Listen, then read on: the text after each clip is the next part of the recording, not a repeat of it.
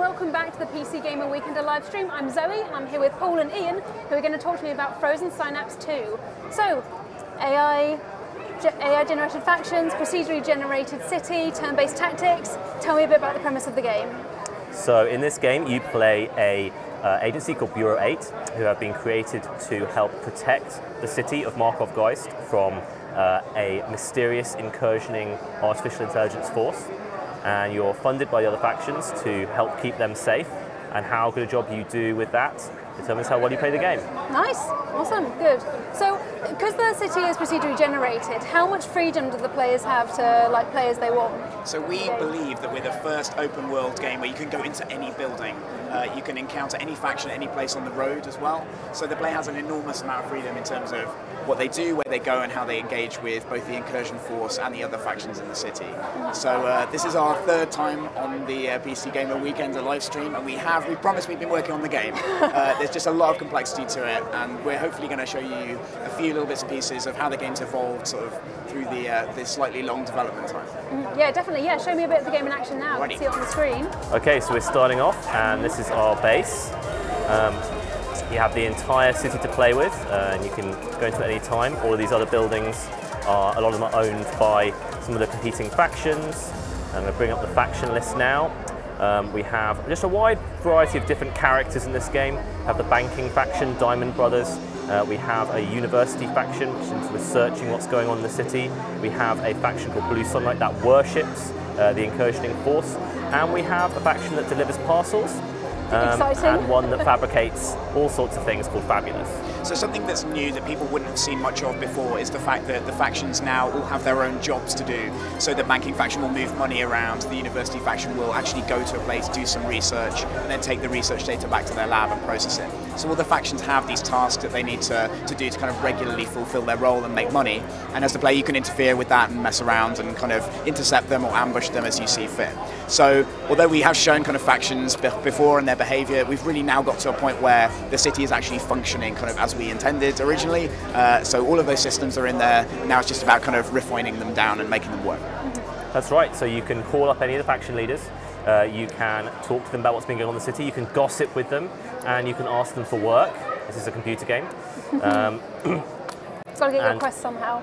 Exactly. And they can give you jobs to do, and you can get in with them, and they can be allied with you and help you out, or they can be annoyed with you and attack you. Not good. Not good. Well, unless you enjoy that kind of thing. But your main job to start the game is to wait for the mysterious incursioning force to attack somewhere in the city, and then go and deal with it. So we'll press play, and we'll see the city simulating. You can see other faction squads going around doing things. And now this little notification tells me that there has been an incursion in a hospital down the road. So we're going to send our squad of guys over to take a look. So what kind of squads can you design? Like, can you specialise them for certain types of combat or certain types of interactions? Absolutely. This is the squad screen. At the moment we've just got a bunch of bog standard assault rifle guys, but we have all different kinds of units. We have flamethrowers, smoke grenades, miniguns, snipers, every different kind of thing really. And as you get into the game, more mercenaries are willing to sign with you. And then you can create all the different squads you like. At the end of the game, you'll have a lot of different squads patrolling different parts of the city and doing your job, hopefully. Now we've got to the hospital, and we're now going to attack the incursion and see what happens, which will probably start with a long loading time. So yes, here obviously you're just going straight into attack, but something that you can still do in the game is just loiter around outside a building, put a squad there, set a checkpoint, and then use that to put some pressure on the faction that you're doing that to. So you don't always have to go wading in guns blazing, but for the purposes of this, we will. Yeah, you can set up little checkpoints around the city, and you can choose how to defend those checkpoints, and then when something happens, you're ready to go. Oh, there you are, in a building. There we go. So here we go. So now we have come down from the city level, and we are here at the hospital, and we have Robin's old IM in there. So we don't have access to the surveillance system within the hospital yet, so the first goal is to get in, and we can deploy our guys anywhere on the road, and then try and get into the building. So we'll do that. So in the game now we have a combination of handcrafted level content and randomly generated stuff as well. So some levels will still be completely fully randomly generated, but on this one the central part of the hospital is something that our level designer Robin has worked on to kind of be an experience that flows as you move through the building. So we wanted to have both types of gameplay in there. There's some stuff that you can't do with procedural generation. You can't generally tell a story to a level with fully procedurally generated content. So we want to do that kind of thing, but we also want to retain the ability to, you know, build a level within any type of building. So it's a combination of those two things. Completely. So this is where you see exactly what happened when you did all your planning stages. That's right. So we made a plan for what our little team was going to do, and then we see how it interacts with the enemy plan. And that's quite good to start with. Rest in peace. Indeed. We have a couple of bad guys down, and we've got to the edge. Now we need to get into these little eye zones to get access to the surveillance inside the building. So we are going to have this guy come out and cover the doorway while these guys go and have a look around. This fellow who's having a lot of civilians run past him. You can see those civilians running away there. Eventually they'll do that in a slightly more creative way, but they're all just kind of conga lining to the exit right now. So do you get any kind of punishment if civilians die or anything? Absolutely, yeah. You lose funding from the controller of whatever district the building's in. Because they wouldn't be too happy with you, really, if you got people killed. We're looking at some different ways of involving civilians in the level and sort of ways to do that creatively, but at the moment they're kind of just around and generally running away because they're sensible. Generally running away is a good move. I think, yes, if you saw this coming towards you, running away would be wise. So now I can see what's actually going on inside. Yeah, so we've got access to this atrium area, and we've got a couple of pistols in here. Pistols aren't particularly strong units, so we should be able to handle this guy, hopefully. I'm going to keep this guy out back, fighting cover, and he's going to go in there. He's going to go there. So hopefully, that's going to get lost. And we've opened this section as well, actually. Yep. So I'm going to see if the shotgun is going to come around. So again, it's all about keeping angles safe while penetrating into the building. Something that we're aiming for at the moment is to try and create that feeling of being a SWAT team and needing to cover entrances and exits a bit more than we did in the first Frozen Synapse game, which was largely about sort of reading terrain as an abstract puzzle. Here we want the player to relate to it in kind of a bit of a more visceral way and sort of really feel like they're actually making their way through a building. Yeah, definitely. So you can obviously go in all guns blazing like this and take people out. What about the more political side of things? Like, can you kind of influence the politics of the districts you're in? Yeah, you absolutely can. So as Ian was saying, the district governors will react to things that happen within their district. The different factions will have their different jobs that they're doing, but they'll also do things to kind of maximize their position. So for example, the banking faction might go in and buy up some housing and turn it into luxury flats, and that might upset certain districts, so they'll call you in to stop that process happening. We definitely want to kind of convey each faction's political ideology through their actions, and then have the player be able to sort of agree or disagree with what they're doing and interact with that. And that will all feed into the level as well. When you're in another faction's territory, sometimes there will be militia who support that faction there, so there's kind of an incentive for factions to control areas of the map in addition to doing those tasks that I mentioned. Interesting. So if one faction sees you budding up to their enemy, could they decide that they're not that keen on you after all? Absolutely, yes. There's definitely a diplomatic component, which you saw some of the dialogue that Ian showed earlier. That's sort of work in progress at the moment, but you'll definitely be able to negotiate with them. Here Ian's trying to get this valuable item, the relic from the level, which is that white circle there. If he gets that and then takes it away, factions might call him up and say, hey, you know, maybe you'd like to give that to us, maybe we should ally and so on, or try and take it from you by force. So it's all interconnected, all runs through the different stages of the game. So can you use relics yourself? Are they like bonuses for you as well? That's right, yep, you can put them to good use, and they'll have various effects on your faction. Yeah, and when you're trying to protect them, you'll become a target militarily for the other factions.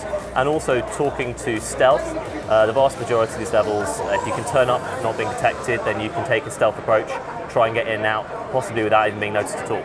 Nice, okay, that's the dream scenario, obviously. So how's this level going? Are you succeeding at the moment? You still got all your green guys? I've lost one of my guys and I've lost two of my guys. Oh no! That was tough. This Uzi's pretty strong. So what happens if you fail a mission like this? Like, do you get... Your soldiers, well, so you can restart it if you'd like to, but you definitely don't have to. Your soldiers will go back to base to be regrown because they're weird like constructs. Yeah, they're weird constructs called vat forms. They're actually clones of mercenaries, not actual humans. As our friend Maciek, who is the artist on Tokyo 42, pointed out, they're actually quite strange when you get quite close to the vat forms. They've got a little bit of a Crisis vibe. Don't look at the models too closely. Yeah, definitely. Instruction. But yeah, you could. I mean, technically, on some levels, you'll be able to run in and take the relic and run out again. I definitely want that to be a possibility, but we don't want to make it too easy for you. Yeah, and basically, it's a game where there's no such thing as the only way of failing is if your avatar in the game dies. So you have a faction leader who exists in the base, and if your base gets overrun and you die, then you lose the game. And everything else you can kind of take in your stride. Yeah. So I noticed that on Steam you can get a free copy of the game if you buy it to give to your buddy. Like, what kind of multiplayer modes are there in this? So that's something we did on the first game. So first we have full multiplayer for the city. So you and up to 7 friends can play the city game, which takes quite a long time, but it's really, really cool, especially when you're trying to defend your base from your friends trying to attack it. And on the internet, online multiplayer, we have Frozen Synapse was known for its multiplayer beyond anything else, really. And we've added this fantastic feature called one turns, where you take one turn and then as many other people as want to play the game can play against it. So you play once, compete 1,000 times. And it's basically like multiplayer, but you don't have to play at the same time as your opponent. And we're really excited about that one.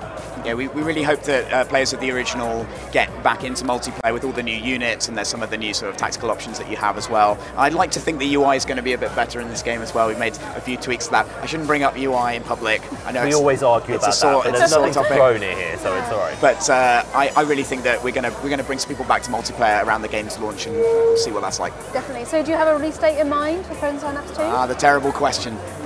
We're really sure it's going to be this year. Before you die? Well, that's a good benchmark to try and reach. We really hope this year. Should be this year. Hopefully we won't be back here next year saying that we failed. Or not writing this game. So have you encountered many challenges trying to live up to your tagline of open world tactics? What kind of obstacles has that presented you with? I mean, it was designed like that from the very beginning. It takes a huge amount of work to generate an entire city. You know, this is just one tiny slice of the huge city, and it takes a lot of work. But actually, it's been relatively straightforward. It's just been a lot of features to put in, but it's more about making sure that every single mission that can happen anywhere in the city is fun. So what kind of range of missions are there? There are things like grabbing relics, like what other things you can do? You can take quests from other factions, as we saw earlier? That's right. You can try and kidnap people, you can try and take hostages, you can try and rescue hostages, you can try and defend against people coming at you in waves. Yes, your base can also be attacked by the other factions, and that happens quite regularly if you irritate them. So you have to set up your defenses within your own base, set up patrol routes, and then you'll often find yourself kind of going back there to need to repel those kind of attacks. One thing we really want to do with levels is have different stages to them. So as Ian's kind of shown here, once you unlock this final room, basically what happens is that various other units will come in and you'll need to kind of defend the building from them as well. So I really like using the interesting space that our level designers have made and using it in different ways in order to give you some sort of subtly different gameplay on the same levels. So how will the city change according to your actions in the game? Will like buildings change, or is it more kind of factions and districts that change? That's absolutely right. Yeah, factions can change the type of building that is in a specific lot. So I mentioned the gentrification idea earlier. You can also destroy buildings, and we're kind of something that we're playing with is looking at what happens when factions do that. Does it change the city too radically?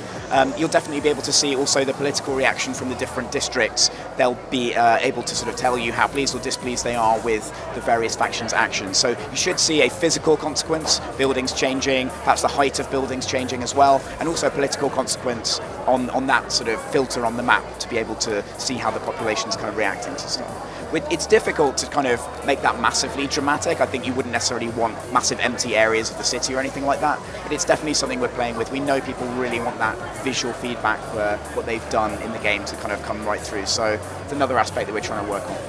Yes, there's a lot in it. A lot, yeah, definitely, some would say that. So what are you most proud of then? There's a lot in it. I think the fact that you can go down to any part of the city and see a really fully realised part of the city looks different every single time. It looks actually a lot more like satellite views of cities do than you might imagine. Cities are really messy from the air, and there are lots of cars and lots of boxes, which is lucky because that's the easiest thing to do in a game. But yeah, I think it's just the fact that we've got an entire huge city that you can have really good tactical warfare in. Definitely, yeah. Yeah. Great, well, thanks for talking about Frozen Synapse 2. Sorry, stumbled there a little bit there. It's been great to see it in action. I thoroughly look forward to pissing some factions off when I play it myself, inevitably. Thank you so much, Zoe. Thanks, really appreciate it. So next up we have Warhammer Vermintide 2, so tune in about 15 minutes to see it in action.